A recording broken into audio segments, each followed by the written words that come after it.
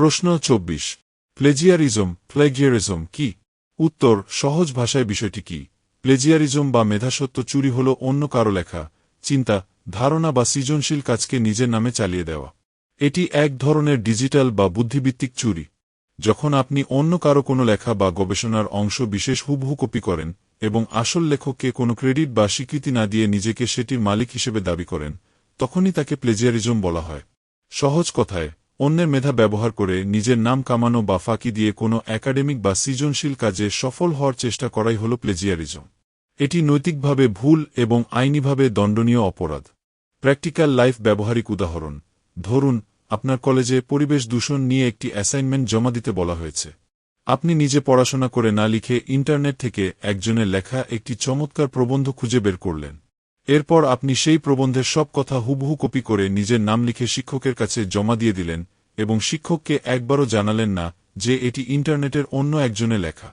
এই যে আপনি অন্য একজনের কষ্ট করে লেখা প্রবন্ধটি নিজের নামে চালিয়ে দিয়ে বাহবা নিতে চাইলেন, এটিই হল প্লেজিয়ারিজম। বাস্তব জীবনে এভাবেই যখন কোনো গায়ক অন্যের সুর চুরি করে বা কোনো লেখক অন্যের গল্পের প্লট নিজের বলে চালায়, তখন তাকে সমাজ ও আইন চোর হিসেবে গণ্য করে।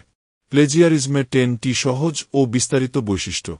প্লেজিয়ারিজম কিভাবে ঘটে এবং এর প্রকৃতি কেমন, তা বিশ্লেষণ করে নিচে 10টি প্রধান বৈশিষ্ট্য আলোচনা করা হল। ১. অন্যের কাজের সরাসরি নকল। প্লেজিয়ারিজমের সবথেকে বড় বৈশিষ্ট্য হল এটি সরাসরি কপি বা নকল করা। এখানে অন্য কারো লেখা বই, ওয়েবসাইট বা আর্টিকেল থেকে বাক্য বা অনুচ্ছেদ হুবহু তুলে নেওয়া হয়। এটি করার সময় নিজের কোনো মৌলিক চিন্তা যোগ করা হয় না, যা সরাসরি চুরির পর্যায়ভুক্ত। ২. আসল লেখকের স্বীকৃতির অভাব। আপনি অন্যের তথ্য ব্যবহার করতে পারেন, কিন্তু আপনাকে জানাতে হবে যে তথ্যটি কার। প্লেজিয়ারিজমের ক্ষেত্রে আসল লেখককে কোনো ক্রেডিট বা স্বীকৃতি দেওয়া হয় না।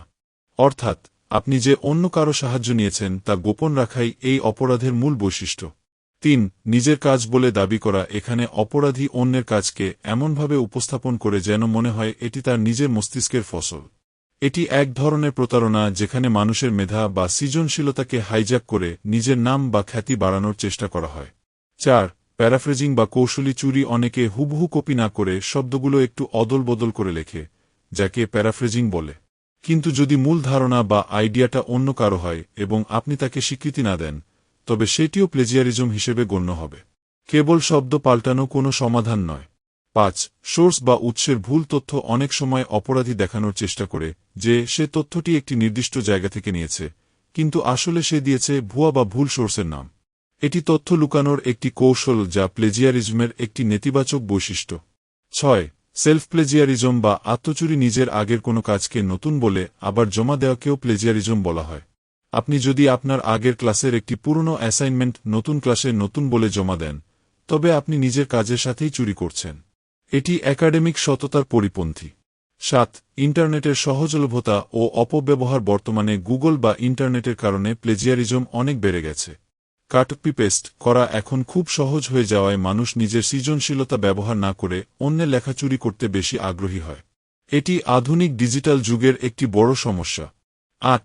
নৈতিকতা ও সততার অভাব। প্লেজিয়ারিজমের একটি মনস্তাত্ত্বিক বৈশিষ্ট্য হল এটি ব্যক্তির সততাকে নষ্ট করে। যখন একজন ছাত্র বা গবেষক অন্যের কাজ চুরি করে, তখন সে তার শেখার ক্ষমতা হারিয়ে ফেলে।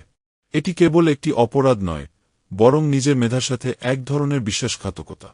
৯. প্রাতিষ্ঠানিক ও আইনি দণ্ড। প্লেজিয়ারিজম ধরা পড়লে শিক্ষা প্রতিষ্ঠান থেকে বহিষ্কার বা গবেষণাপত্র বাতিল করার মতো কঠোর শাস্তি দেওয়া হয়। অনেক দেশে কপিরাইট আইনের অধীনে জেল বা জরিমানাও হতে পারে। এই শাস্তির ভয় মূলত একাডেমিক জগতের শৃঙ্খলা বজায় রাখে। ১০. প্লেজিয়ারিজম চেকার দিয়ে শনাক্তকরণ। পরিশেষে, আধুনিক যুগে প্লেজিয়ারিজম ধরা খুব সহজ।